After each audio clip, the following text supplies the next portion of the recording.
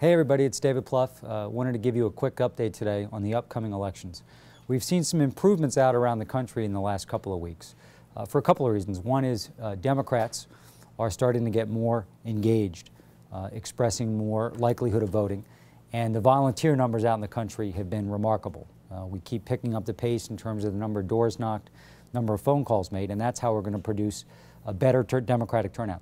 Secondly, a lot of voters out there are starting to focus on the choice in this election, and it's been pretty clear over the last few weeks when the Republicans answer questions, and they're trying to duck them, about what they do if they were to have a good election and assume either control of Congress or more influence. It's going back to the failed policies, but even going beyond that, and to dismantle so many of the important efforts and programs that have grown the middle class and make sure that we continue to thrive as a country. There's no question that the Republican Party here in Washington and special interest see this as a great chance at rolling back the progress we've made so far and enacting their own agenda. It's not just confined to states where very conservative Republicans have been nominated. This is starting to infiltrate all over the country, and people seeing that this is not just some isolated instances, that the real power in the Republican Party is the real conservative wing, kind of that Palin, Limbaugh, Beck wing. These certainly aren't your parents' Republicans. These aren't even the same Republicans from 2006 or 2008. This is a new brand of Republican candidates intent on pandering to the most extreme elements of the Republican Party.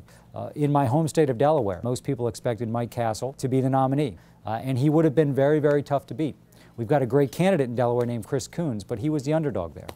But Christine O'Donnell, who's someone a lot of you have probably learned a lot about in the last few weeks, won that election narrowly, endorsed by Sarah Palin. You know, we learn every day new horrors about her record. In Colorado, Ken Buck, a very conservative candidate, won that primary for the Republican nomination in a very close race. You don't need a Department of Education in Washington, D.C. I don't think our founding fathers ever intended for the federal government has two branches. He's called Social Security a horrible policy.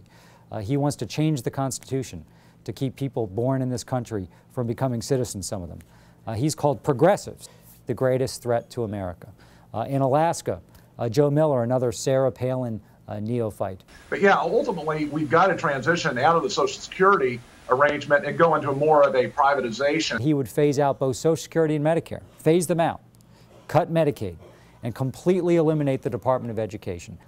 Miller recently told Fox News that Republican lawmakers need to have the courage to shut down the government in order to eliminate the programs that he wants gone. Neighbor by neighbor, precinct by precinct, we have to go out there and spread the message about the choice in this election between this dangerous brand of Republican candidates and what we're trying to do in our party, which is to lead admirably and to make sure that we dig out of the hole that the Republican policies created so this country and all of its people can prosper. But we're going to need your help to keep this up, as the election is going to be here before we know it. So you've been so gracious to give us time, and we need more of it. You've been so gracious with your financial support, but we need you to continue to contribute whatever you can to fuel this effort. Because if we can get the message out about what we've done, but also the contrast in this election, we're going to do a lot better than people think. And that's not important because the scorecard on election night of who won and who lost. It's important because the country can't afford to go back. We have to continue to go forward.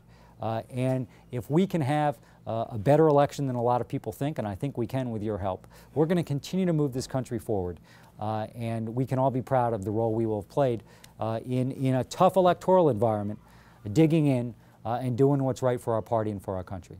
So thanks for all you do for the President, for this effort, and we look forward to a great 5 weeks as we count down to the election. Thank you.